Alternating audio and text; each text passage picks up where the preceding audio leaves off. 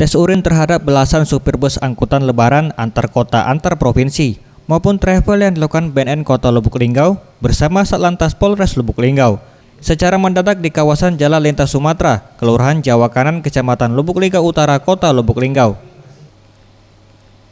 Pelaksanaan tes urin ini digelar untuk memastikan para supir angkutan lebaran dalam keadaan bersih dari pengaruh narkoba demi keselamatan penumpang.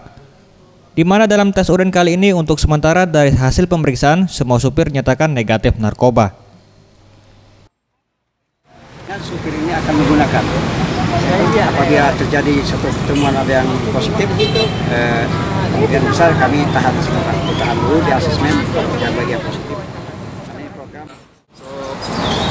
Pelaksanaan razia gabungan pada hari ini, saya rasa kami mendukung BNN dalam melaksanakan razia tersebut.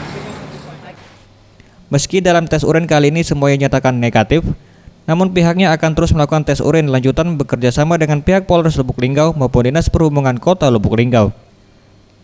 Tim Liputan Sriwijaya TV.